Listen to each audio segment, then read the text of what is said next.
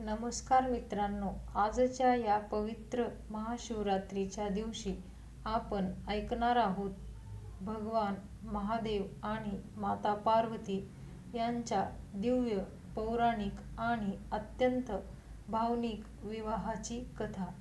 ही कथा आहे भक्तीची, ही कथा आहे तपस्येची आणि ही कथा आहे त्या अढळ प्रेमाची ज्याने स्वतः भगवान शिव सुद्धा प्रसन्न झाले. मित्रांनो, व्हिडिओ शेवटपर्यंत नक्की ऐका, कारण या कथेमध्ये दडले आहे जीवन बदलण्याचे गूढ रहस्य. चला तर मग हर हर महादेव म्हणत या पवित्र कथेला सुरुवात करूया. हर हर महादेव. महाशिवरात्री हा तो पवित्र दिवस ज्या दिवशी सृष्टीतील सर्वात दिव्य मिलन घडले.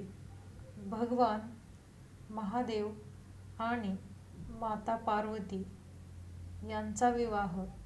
ही कथा आहे तपस्येची, ही कथा आहे निष्ठेची, ही कथा आहे प्रेमाची आणि ही कथा आहे त्या भक्तीची जी देवाला सुद्धा नमवते. पूर्वजन्मी पार्वती या सती होत्या. त्या होत्या राजा दक्ष यांच्या कन्या. सतींनी स्वतःच्या इच्छेने भगवान शिवाशी विवाह केला, परंतु राजा दक्षांना शिव मान्य नव्हते. एकदा दक्षांनी यज्ञ केला, सर्व देवांना बोलावले, पण शिवांना नाही. सती पित्याच्या यज्ञाला गेल्या, परंतु तिथे शिवांचा अपमान झाला. तो अपमान सतींना सहन झाला नाही आणि त्यांनी योगाग्नीने देह त्याग केला. भगवान शिव दुःखाने व्याकुळ झाले. सतींनी पुन्हा जन्म घेतला. हिमालय पर्वताच्या घरी राजा हिमवान आणि राणी मेना यांच्या घरी जन्मली ती दिव्य कन्या पार्वती. लहानपणापासूनच पार्वतीला शिवाविषयी अतूट प्रेम होते. तिला जाणवत होते, हेच माझे स्वामी आहेत. एकदा देवऋषी नारद मुनी हिमालयाच्या दरबारात आले. त्यांनी पार्वतीचे हस्त पाहिले आणि सांगितले, ही कन्या एका महान योगीशी विवाह करेल, ज्याच्या गळ्यात साप, अंगावर भस्म, जटामध्ये गंगा. राजा हिमवान चिंतेत पडले, परंतु पार्वतीच्या डोळ्यात आनंद चमकला. पार्वतीने निश्चय केला, मी शिवांनाच पती म्हणून प्राप्त करीन. तिने कठोर तप सुरू केले. उन्हात उभी राहिली, पावसात भिजली, हिमवर्षात ध्यान केले, हजारो वर्ष तप केले. अन्नत्याग, पानत्याग, शेवटी केवळ वायूवर जगणे. देवसुद्धा थरथरले. दरम्यान राक्षस तारकासुराने स्वर्गात हाहाकार माजवला. ब्रह्मदेवांनी वरदान दिले होते, शिवपुत्रच त्याला मारू शकतो, पण शिव समाधीत. सतीच्या विरहात मग्न. देव सर्वजण ब्रह्मदेव आणि विष्णू यांच्याकडे गेले.